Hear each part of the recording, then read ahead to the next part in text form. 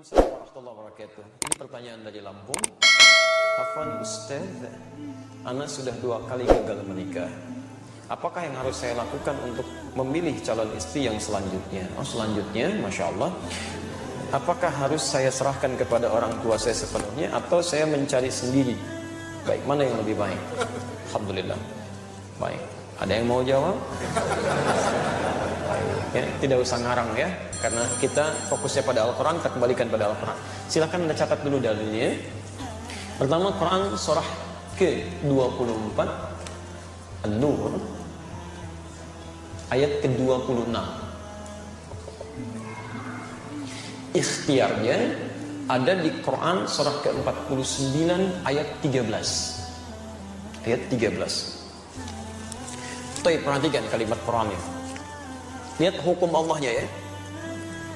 Al-khabithatu lil-khabithina wal-khabithuna lil-khabithati wat-tayyibatu lit-tayyibina wat-tayyibuna lit-tayyibat. Perhatikan hukumnya. Dalam hal berkehidupan itu kata Allah, maka dipasangkan yang buruk ketemu yang buruk lagi. Sebaliknya yang baik ketemu dengan yang baik lagi. Bila Anda laki-laki yang baik, maka Anda pun akan dipertemukan dengan perempuan yang baik. Tapi jika Anda laki-laki yang tidak baik, maka insting Anda pun akan membimbing bertemu dengan yang tidak baik lagi. Dan fitrah Anda pun seketika akan menolak. Silakan. Ya, misal, mohon maaf ya, Anda punya perilaku buruk dijodohkan misalnya dengan orang-orang yang soleha, yang baik. Itu secara fitrah hidupnya, dia sulit untuk menerima tuh. Ya, hati kecilnya ada penolakan dalam jiwanya. Di baik akan ketemu baik, jelek akan ketemu jelek. Maka kalau Anda ingin menemukan pasangan yang baik, maka jadilah orang baik. Dekati Allah. Maka Allah akan tunjukkan pada yang terbaik menurut Allah untuk jadi pasangan Anda dalam kehidupan. Masya Allah. Barangkali 1 kali Andanya baik, lawan belum baik, maka diarahkan pada yang lebih baik lagi. 2 kali bahasa manusianya gagal, tapi mungkin menurut Allah saking baiknya Anda, ditunda sampai Anda menemukan yang terbaik sesuai dengan kebaikan Anda. Ya, Masya Allah. Bagaimana cara mencarinya? Jangan diam. Jangan diam. Gak usah bikin status. Memang saya mungkin baik menurut Allah. Anda belum tentu. Ya, jadi kalau Anda sudah merasakan baik dalam kebaikan yang tidak perlu Anda sampaikan, maka ikhtiar kata Quran. Tetap mencari. Ya, awas, jodoh itu takdir, bukan qadar. Beda antara qadar dengan takdir. Kalau qadar itu ketetapan Allah yang dikukuhkan sebelum kita lahir dan tidak akan berubah sampai meninggal. Anda mau nangis darah, mau nangis jus, nangis air, itu gak akan pernah merubah qadar. Ya, tidak akan pernah. Hadis di Al-Arba'in kalau mau cepat, nomor hadis yang keempat, posisi paling kiri dari Abdullah bin Mas'ud. Di antara qadar itu 2 misalnya. Mohon maaf ya, ajal itu qadar. Ajal itu batas usia kita sampai meninggal. Di Anda mau nangis-nangis supaya ditunda waktu meninggalnya, gak akan nyampe Pak. Ibu mau dipercepat, ya Allah, saya sudah bosan dengan kehidupan dunia, saya ingin cepat menghadapmu saja. Jangan dulu, tunggu, belum waktunya. Quran surah ke-7 ayat 34. Walikulli ummatin ajal. Kata Allah, setiap umat saya tetapkan waktu pulangnya. Fa idza jaa ajaluhum la yastakhiruna sa'ata wa la yastaqdimun. Ketika selesai waktunya, itu tidak akan pernah ditunda, dimajukan pun enggak bisa, dan malaikat maut pun enggak akan bisa merubah itu. Malaikat maut enggak bisa. Ya. Begitu waktunya tepat, Ustaz Adi meninggal malam ini jam sekian, selesai. Karena Ustaz sedang ceramah, terusin aja dulu. Saya pergi ke salah satu jamaah dulu aja, Pak Miono saya nggak bisa. Ya kalau sudah jadi ya jadi, itu ajal namanya. Rizki juga begitu. Tapi jodoh tidak, itu takdir. Takdir itu ketetapan Allah yang dikukuhkan berdasar ikhtiar makhluknya. Ikhtiar. Ya. Jadi kita harus ada ikhtiar dulu, baru Allah tetapkan, diberikan jalan. Nah, kadang-kadang ikhtiar kita keliru, di situ diberikan hidayah untuk menunjukkan pada ikhtiar yang benar. Maka jodoh persoalan ikhtiarnya di Quran surah ke-49 ayat 13. Lihat kalimatnya, ya ayyuhan nas, hei manusia. Persoalan jodoh itu terbuka bagi siapapun. Ikhtiarnya terbuka, ayo cari. Ya, hei ya ayyuhan nas. Nas di situ memberikan batasan, kalau Anda manusia, maka jodohnya pun manusia lagi. Disebutkan 241 kali dalam Al-Quran. Jadi jangan cari masalah. Sudah jadi manusia pengen nyari jin lagi jodohnya. Itu yang keterlaluan. Kenapa Pak ada kereta kencana di sini? Oh, itu istri saya. Memang Anda nggak bisa lihat. Siapa Pak? Nyai Roro Kidul itu. Oh, Roro Kidul. Masya Allah. Ya, jadi nggak usah macam-macam lah gitu ya. Jin dengan jin lagi, manusia dengan manusia lagi, binatang dengan binatang lagi, selesai. Ya ayuhan nas, hei manusia, cari jodoh di kalangan manusia. Inna khalaqnakum min dzakarin wa untha. Kami ciptakan aturan kedua, lelaki dan perempuan. Jadi jodoh Anda itu adalah jodoh yang berlawanan jenisnya, laki-laki ketemu perempuan.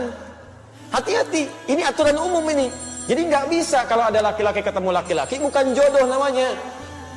Joni itu. Ya. Perempuan dengan perempuan itu bukan jodoh juga. Maaf ya. Tidak harus menjadi manusia untuk memahami seperti itu. Binatang saja mengerti. Silahkan cek itu saat Idul Adha. Al-Ihsan membeli kambing. Masya Allah, disimpan di situ. Kambing itu karena nggak punya nilai takwa, punyanya cuma nafsu, sedangkan nafsu membawa kepada amarah yang tidak baik. Quran surah 12 ayat 53. Innan nafsa la'ammaratun bisu. Walaupun di dekat masjid, suara adzan itu bergelimang, nyampe ke pendengaran kita, kambing nggak akan peduli. Kalau sudah datang hasratnya, kambing jantan ngejar-ngejar yang betina. Begitu. Tapi Masya Allah saking sadarnya kambing, yang jantan ngejar yang betina. Sampai hari ini saya belum pernah temukan. Dan tidak ada artikel ilmiah mengatakan kambing jantan mengejar yang jantan lagi. Kambing betina nunggu-nunggu dikerjain sama kambing betina lagi. Demi Allah saya katakan, tidak ada istilah sampai hari ini kambing lesbi, sapi homo misalnya. Dan Anda bisa tertawa tuh. Kenapa Anda tidak menertawakan manusia-manusia yang homo dan lesbi untuk dia kembali pada kebaikan? Itu poin yang harus kita ambil. Jadi dengan beda ini itu baru jodoh. Ya, ada kemarin kalimat menarik tuh waktu aksi 212 itu kan, ada salah seorang dai menyampaikan, kita itu jadi baik karena diciptakan beda. Coba lihat orang tua kita pertama, Adam lawannya siapa? Hawa, maka lahirlah kita. Karena ada Adam, karena ada Hawa, orang tua kita beda. Coba kalau diciptakan Adam dengan Asep, gak akan jadi Anda. Ya, Hawa dengan Siti, jadi Siti Hawa, cuma dua itu aja gak akan nyambung. Jelas ya? Nah, ketika Anda merasa beda, cari pasangannya. Di mana? Syu'ubah wa qabaila. Syu'ubah, cari tempat yang beda-beda komunitasnya. Masya Allah, beda RT. Gak ketemu satu RT, kata Allah cari di beda RW. Gak ketemu satu RW, kelurahan, masih ada. Kecamatan terbentang, kabupaten cukup luas, Masya Allah. Gak ketemu, mungkin jodoh Anda bukan di provinsi ini, cari provinsi lain. Gak ketemu, saking hebatnya Anda, jodoh Anda bukan orang Indonesia, mungkin orang Malaysia. Gak ketemu, mungkin orang Afrika.